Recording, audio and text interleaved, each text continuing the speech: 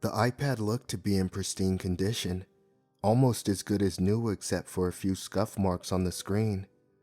Nothing seemed broken on it, and the picture showed it working perfectly. I knew as soon as I saw it that it had to be mine. Part of my brain told me that it was too good to be true.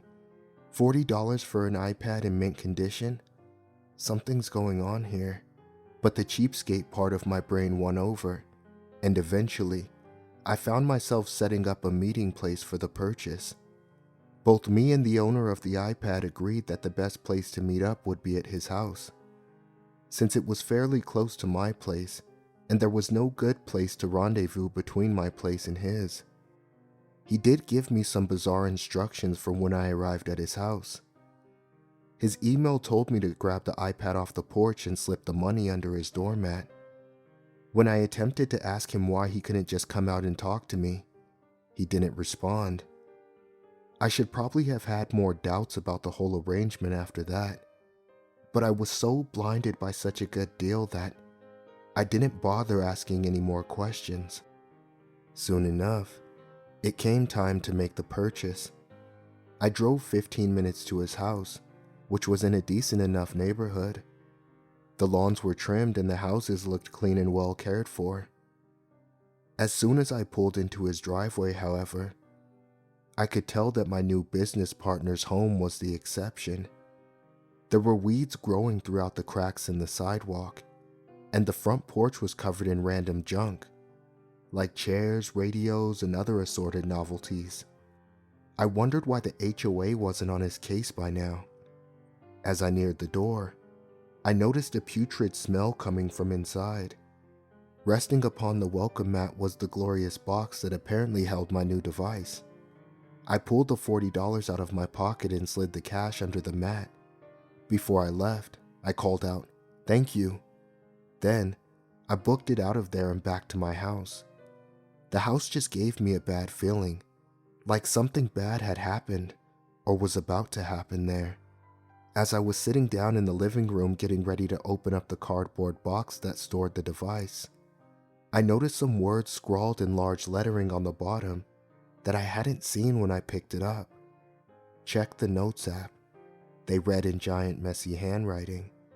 I was extremely confused by this, but I decided to put the red flags on hold in my mind as I pulled out the iPad. It looked just like the pictures had shown. It was in great working order and only had a few marks on the screen. I turned it on and swiped up to unlock it. I noticed right away that the device had apparently not been factory reset. The wallpaper was customized to a picture of an enormous black lab, and there were a number of apps downloaded that I was certain were not the default iOS apps. I was about to go to the settings to reset the iPad when I remembered the words on the box. I decided, just for the fun of it, to check the Notes app. It probably was just a joke the original owner was trying to pull on me, but I decided to play along. I swiped over to the first screen with all of the default apps, like photos and maps, and I tapped on Notes. Immediately I saw that there were 3 notes. The timestamps on each of them showed that they had been written around the same time, about an hour before I had arrived at the iPad owner's house. I decided to read the notes in chronological order, from the times that they were written. This is an exact transcript of what they said. June 12th, 2021, 12:17 p.m. I need to tell this to someone. I know that no one will believe me, and I'm not sure what good it'll be if you do. I'm too far gone by now anyway. I should probably start at the beginning. I was living a decently normal life. I spent most of my time at home with my dog Lacey, which you probably saw as my wallpaper. I worked from home and was perfectly happy. However, one day, I began to feel extremely odd. My ears would pop randomly and my mouth would dry up. As I was working, I found it harder and harder to concentrate on what I was doing. I'm a very focused person, so this is abnormal for me. My mind would wander to random things and I would lose my train of thought. I didn't think much of all this because I figured I would feel better the next day. But as the hours passed, the symptoms would get worse and I began to feel a headache. I went to sleep, hoping that the rest would make it better. But the next day, my headache had morphed into a pounding migraine. At times, the pain would subside, but after an hour or so, the pain would always come back stronger. This went on for several days. I set up appointments with various doctors who each put me on some generic painkillers. None of the meds ever worked, and I was beginning to get desperate. I started vomiting frequently, and after a week, my vomit began to be mixed with blood. My sickness was progressing quickly, but no doctor or specialist could pinpoint a cause or a solution. All they ever did was give me a prescription for some drug that never did me any good. A few weeks into my illness, I began noticing some bizarre things in and around my house. I occasionally heard footsteps in the night, shuffling along the floor outside my bedroom. Once or twice, I heard a raspy voice echoing from a nearby room. At first, I attributed these weird happenings to my sickness and ignored them. They still unnerved me, but I didn't lend them much thought. All that I was concerned with was finding a cure. I couldn't think of any way that I could have contracted the disease. I hadn't traveled in a long time and I usually keep to myself. I wasn't able to work because of my symptoms, and my life was miserable. I just wanted a way out. That was the end of the first note. I was somewhat confused, but I was also intrigued to see what happened next. I was still sure that it was a prank, albeit a well-written one. I tapped on the next note, wondering what happened in the next issue of this strange series of notes. June 12th, 2021, 12:38 p.m. Like I said, I didn't think much about the voices or the footsteps. I tried my best to ignore them, and eventually they just blended in with all my other miseries. They just became another obstacle preventing me from falling asleep at night. Unfortunately, the sounds only got worse. The footsteps got louder and louder, and the voices became more and more frequent. The voice was raspy, but I couldn't tell if it belonged to a male or female, or if it belonged to someone old or someone young. It was an unidentifiable voice. The voice would say very strange things. I couldn't understand half of its words, but what I could make out disturbed me. It told me that I was worthless. It said that my life only existed as a sacrifice, and that I should just give up. It said that it was always watching me, and that it was waiting for the right moment. What the right moment was, I may never know. I started to call my doctors and told them that I was experiencing auditory hallucinations, but they still couldn't help me. I even talked to a psychiatrist, who provided just as much assistance as everyone else I had consulted. Late on Friday night, I was laying in my bed trying not to vomit when I heard a noise come from outside my room. It sounded like glass shattering. I hadn't heard the voices or footsteps that night so far, but I figured it was just a hallucination. For some reason, however, I felt the strong compulsion to check. I was sure that the noise had come from my den, so I crawled out of bed just to look. It took me a while to get there. I was moving slowly and quietly, because a part of me thought that this could have been a burglary. I couldn't hear anything out of the ordinary, so I continued on. Eventually, I arrived in the den. What I saw shook me to my very core. There was my vase, which had been sitting on top of my end table mere hours ago, laying shattered on the wooden floor. I also knew for a fact that it couldn't have fallen off on its own, because I had placed it as close to the wall as I could in order to keep it secure. I called the police, but nothing came of their investigation. There were no signs of forced entry, and nothing had been stolen or moved besides the vase. After that, I was paranoid. The voices kept coming back. Sometimes, I saw things move on their own accord, just slightly, as if they had been nudged by the wind. I knew that couldn't be the case, however, since my windows were always closed and my air conditioner had been broken at the time. The illness was still increasing in severity, and I thought I was going crazy. My life was miserable. It had been over a month since my sickness started, and things were only getting worse. I considered taking my own life, but I still held on to some small hope that things would get better. Soon enough, I started seeing things. At least, that's what I thought. At first, I was walking down my hall to the bathroom when I saw someone's back around the corner at the end of the hall. I ran after them, but they were gone. The corner rounds off into my kitchen, and there was no sign of the person there. Similar things started happening after that.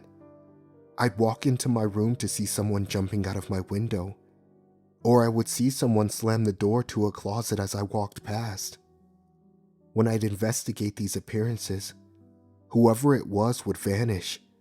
I could never get a good look at the person. They seemed to be short, but I couldn't really tell, and they were always wearing white. I was fully certain that these were hallucinations.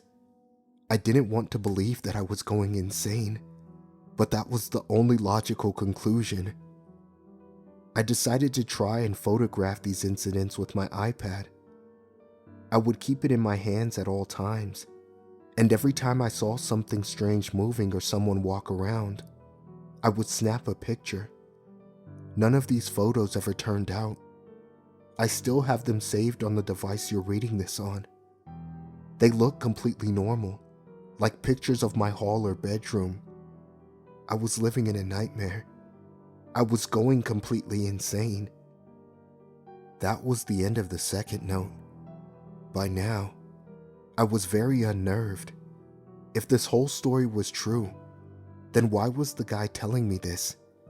It seemed a bit too bizarre to be real, but I decided to finish reading before making any judgments.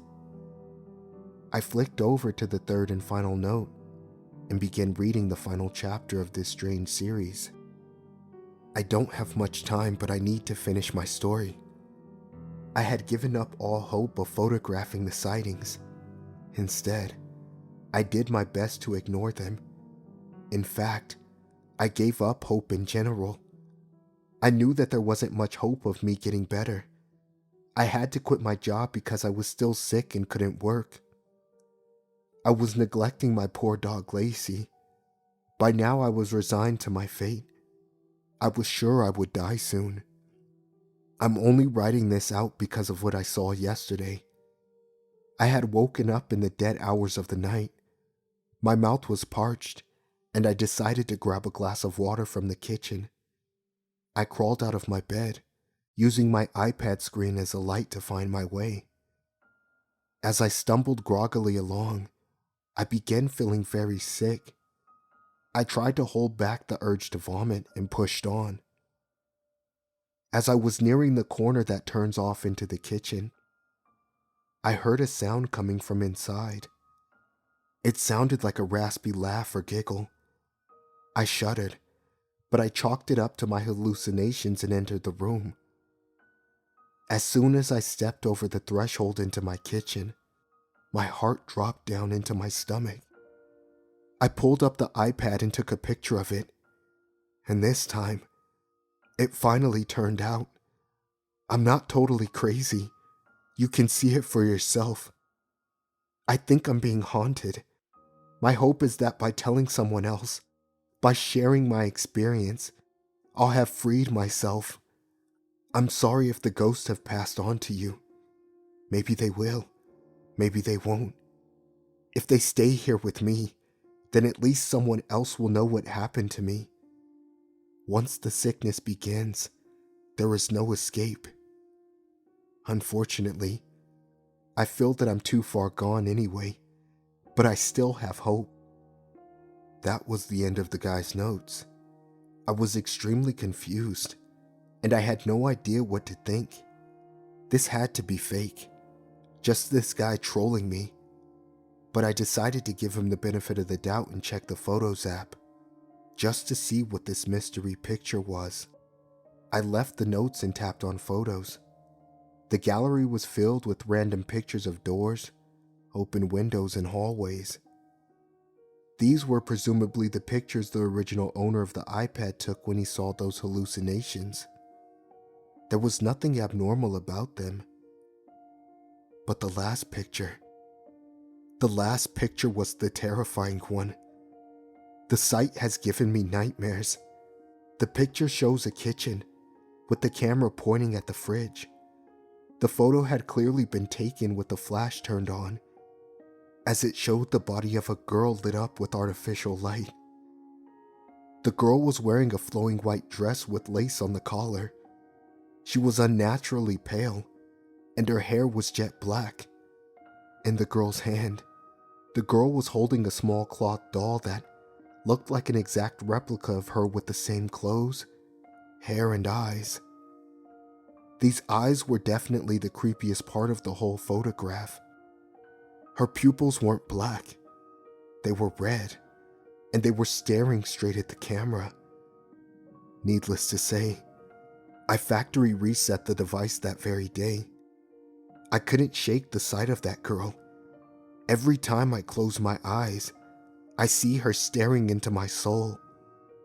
It's a horrible feeling. I decided that the entire story was a prank. The original owner of the iPad had written that whole story and photoshopped the picture just to scare me. I tried to go on about my life normally, but unfortunately, I think the man was telling the truth, and I think his plan worked, because I've recently started feeling very sick, and the usual meds won't cure it. I'm having trouble focusing. I've needed to take the last few days off of work.